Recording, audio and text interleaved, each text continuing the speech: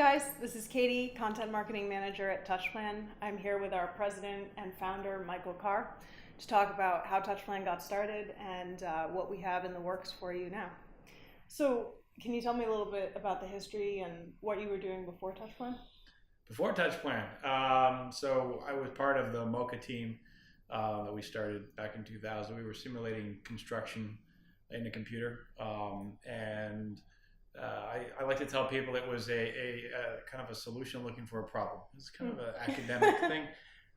The interesting thing about it was we discovered the problem that it solved, and it really was something that supported owners of large construction. The federal government was a big one, so the Army Corps of Engineers really picked us up. But it was giving them insight into construction and their projects well before the project was designed or a contractor was on board, and so it morphed into creating Mocha as an owner's project management, construction management kind of outfit, supported by this software. Mm-hmm. But the original investment in Mocha was always kind of a software thing, and we departed a little bit, and then 5 years ago, almost 6 years ago, I guess, we had the idea of maybe getting back into software and moving out of the consulting space a little bit, and that's where kind of the Touchplan idea came from. Walking around and seeing all these trailers with all these sticky notes everywhere, and saying, we could do better. We can do better than that. And that's how we kind of got here. So that's kind of the short version of the history. Yeah. And how did you get started in construction? Oh my goodness. We're going way back. Way back. So I was about 6. No, although there's something to be said about that age when you're exposed to Lego blocks. So that kind of gets you thinking about stuff like that, putting things together. Just seemed like a lot of fun. Mm-hmm. But I think my first exposure to some really massive projects. My dad was working for a large general contractor in Alberta, and they were doing a large dam in British Columbia. I've seen pictures of, up to that point, I'd seen pictures of, say, the Hoover Dam. This was kind of in the same genre, a really big, massive concrete thing, very narrow canyon. I was a kid, and they were in the middle of construction, so I saw this thing. It was kind of really cool. And I thought, well, that's neat. I mean, that's cool stuff. Hadn't thought much about it, but then, moving forward, getting a degree in engineering, saying, wouldn't mind doing kind of a construction approach, construction management, and got involved in that, and that brought me to Boston, MIT, and that's when I got exposed to kind of higher tech things, but it wasn't in my group. Wasn't what we call course 1, which is civil engineering. It wasn't that.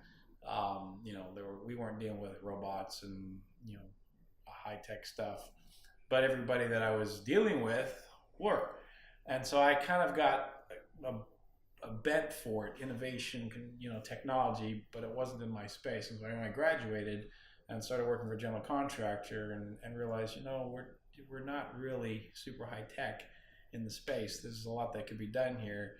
It brought those two things together. So that dam, that major big construction, that was still a big part of what I wanted to be involved in. But at the same time, I'd kind of seen the other side of some high tech, some software, robotics, just thinking a little bit differently about things, and recognizing that there's a place here to do both. Mm-hmm. But then I started looking around for work that would do both and couldn't find it because it really didn't exist. I think we've had conversations with some folks that say, yeah, I went to school and I learned all this stuff, and now I can't find a job to do the thing that I thought I was going to be able to do, because it's not really that. Right.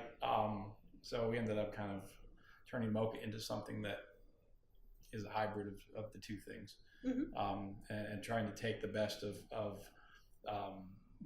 technology and marry it up with good practices in construction and advance the industry that way. Mm-hmm. So that's the. And so, pre-Mocha, What different roles did you have in construction companies? So I was working with a general contractor out in Seattle. I was a project engineer, and they had me. I was on like probably 3 jobs in that time frame. So the end of one, the beginning of one, and the middle of one. And in all cases, it was, your job was essentially to look 2, 3, maybe 4 months out and get ready for what was coming. So we were obviously reviewing the shop drawings and making sure that we'd order the materials are getting ordered on time and answering the questions that were coming from the field, and doing all the paperwork involved in all that. But I realized when I was in the middle of it that, really? A lot of it was reliant on people to be thoughtful enough to actually have foresight enough to identify problems, and if they didn't, well, they didn't, and then you caught them and you reacted. So the jobs that went better were the ones where you're a little bit more proactive, and then the ones that weren't, where people were a little bit more reactive because they didn't have the foresight, and it was really a function of who was on the team and what kind of experience they had, and it'd be nice if there was a way to kind of can that, bottle it up, and make sure that every project has the same benefit. Yeah, instead of leaving it to chance. Right, leaving it to chance, or leaving it to expose the experience of the people that were there. So that was really the beginning of the space, and then it wasn't too long after that I got the call from my former thesis advisor, and starting MoCA, do you want to come back? And here I am. And early days, we were doing, apart from that simulation model, we were doing the owner's project management, construction management support, a lot of cost and schedule, a lot of project controls work, in support of like large projects that the Army Corps of Engineers was doing, the Air Force was doing, the Navy was doing. So I was on a lot of airplanes, going to a lot of different projects and seeing how different general contractors were doing things, and picking stuff up that way as well. One nice thing about the consulting space is you do get exposure to a lot more projects. I mean, my short time with the general contractor, I had exposure to 3 projects. In that same time with MoCA, I probably got exposure to 20. Yeah. Right. Wow. And so you can, and it wasn't just the same general contractor, it was with a whole bunch of different ones. And so you can just kind of see how different companies do things slightly differently, and what works well and what doesn't work well. And you can bring that to the table. Yeah. What were some of the things you saw that were working well? That weren't working well? That were. Oh, that were working well.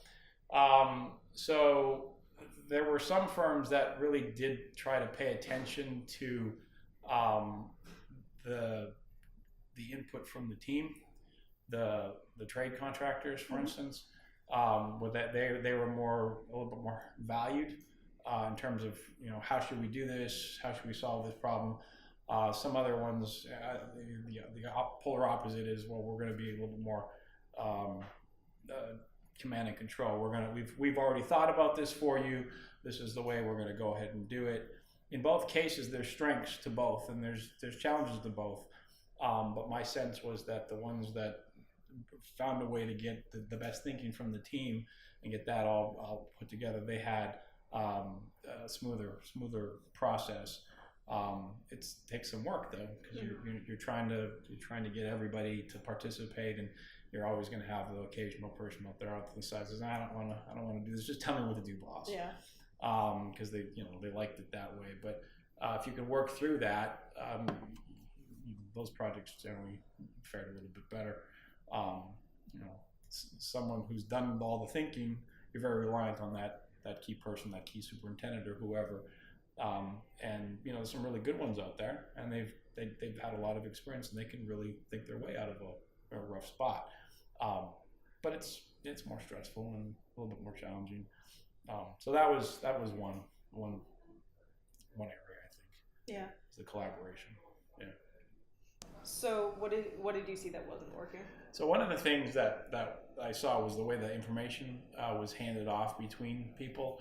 A lot of repetition, a lot of we've all played that telephone game. Yeah. Right, where I talk to you and you talk to somebody else, and it flows through. Well, a similar thing happens in construction. Now it follows paper, or now emails or whatever, But there is some of that that still goes on, and it was, it felt like we were spending a lot of time sometimes just rehashing what we talked about or what we agreed to, and that doesn't work so well. So not having a kind of a central place where we all agree, oh yeah, that's what we said.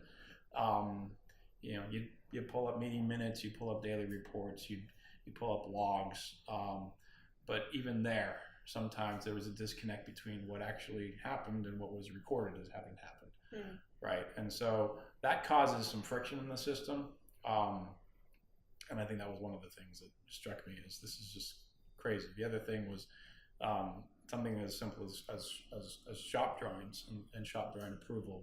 Before, the mechanical engineer will design the air system, the requirements for ductwork and that sort of thing, and hands that off to the mechanical contractor, who will create the shop drawings and essentially now puts more detail around that. What are the dimensions of the ductwork, and what are how's this all going to get laid out so that we can go and fabricate the ductwork. Well, meanwhile, while that's going on, you've got the plumbing team doing the same thing, and you got the electrical team doing the same thing, and you got all these trades doing the same thing, and the end result is, well, we've got this thing now that we got to coordinate, right? So the coordination of the drawings is, I make sure my plumbing pipe doesn't go through your ductwork, and that we're respecting the structural. And so there's a coordination effort involved, and it's the division of labor that's driving it. And that was, early on we were using the little vellum sheets, kind of looking through a light table. Now they've got BIM models and CAD to identify those conflicts quickly. So that was an improvement, right? A large improvement, and that's part of a big reason why I think the whole building information model kind of picked up on the construction side. That was an obvious pain point that was getting addressed. Yeah. But earlier on, it wasn't. We still have the problem where you've got so many cooks in the kitchen, and coordinating all that is a challenge. This is a lot of people, but I think applying technology is helping bridge the gap a little bit. Do that. Yeah. So switching gears a little bit, when you look back at your journey with Touchplan from the beginning to now, what do you think has changed the most along the way? Being Touchplan to now. Huh. So at the very beginning, we thought that putting together a system that allowed for pole planning, which is essentially the post-it notes and the planning that happened on the wall, in an efficient, kind of an virtual electronic manner, was sufficient. And once we kind of put that together and put it out there and had people start using it, I said, well, this is good, but this isn't all we do. I mean, yeah, you've got this, and that turns into some tables that are our weekly work plans, for instance. But we don't really like those tables, and I see how you've got it set up that it automatically does that.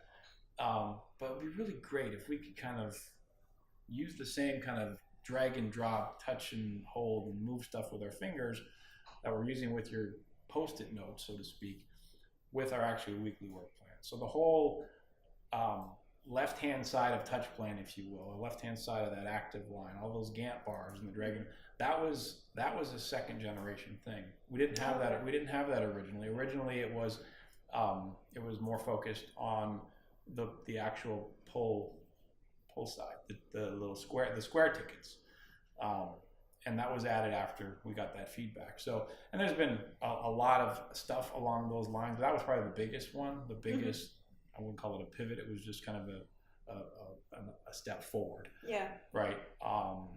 And so you discover those things as you're putting stuff out there and seeing how people use it, and say, well, this is great, but and you hear that enough times, and you can come up with a solution that's maybe a little more elegant and put it out there to everybody.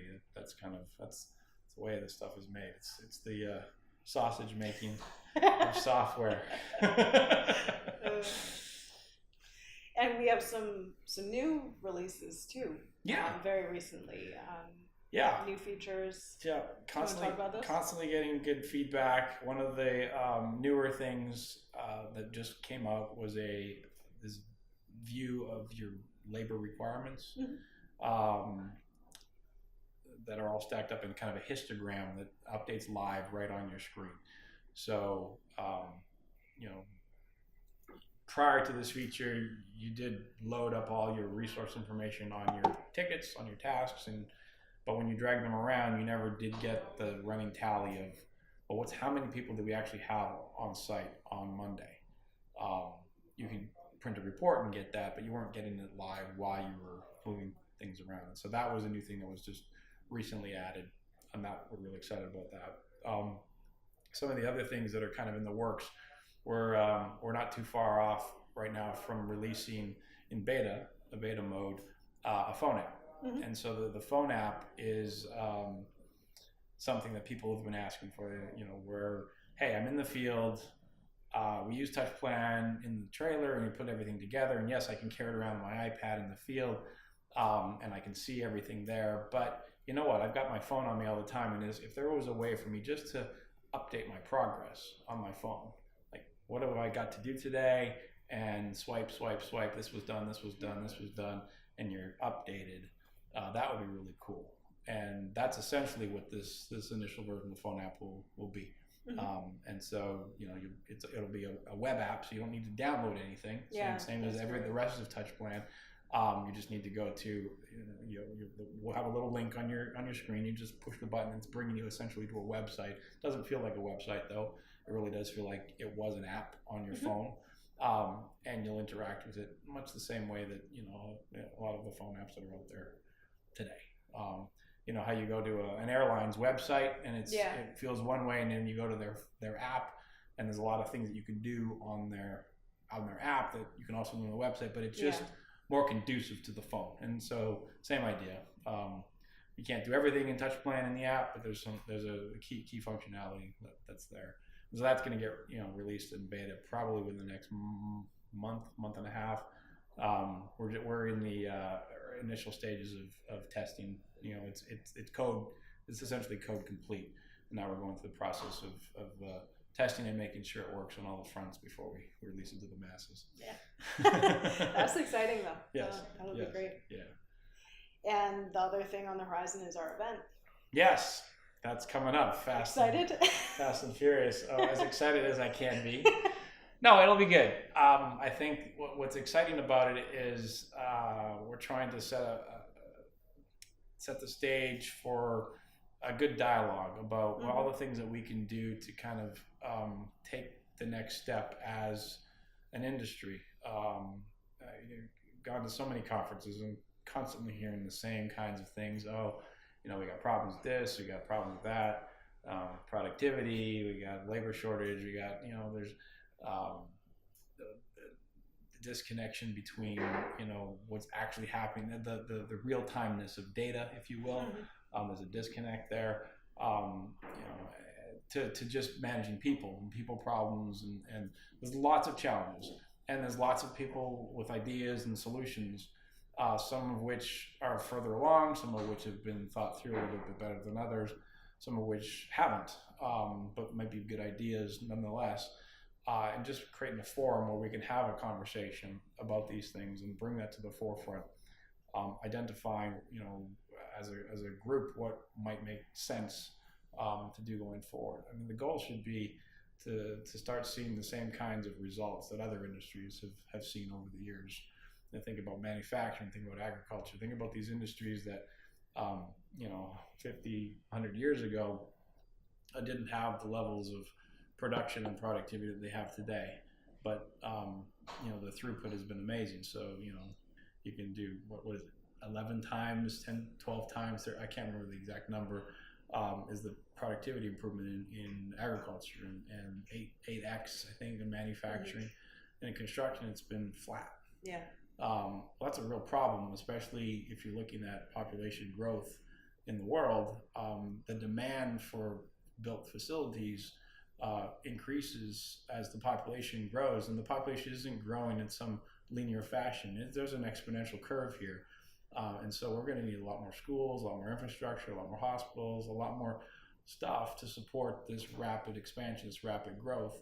Might not all be here in the U.S. It's around the world, but nonetheless, if we can't find a way to be more efficient, we're going to have a real problem dealing with that in conjunction with all of the other stuff going on. So I think technology is part of the solution. It's not the holy grail. It's not the end of it. There's new ways of thinking, new ways of working together, new ways that may or may not involve technology, but we need to have that conversation now while we still have a little bit of time to figure this out, right? Yeah. So, and the other nice thing about it, frankly, is we don't have to look too far outside of our industry to see other solutions that people have latched onto. Hey, that seems to work. That's a great idea. It worked really well for the software development industry, or that was a good idea that worked for manufacturing. Let's bring that here, right?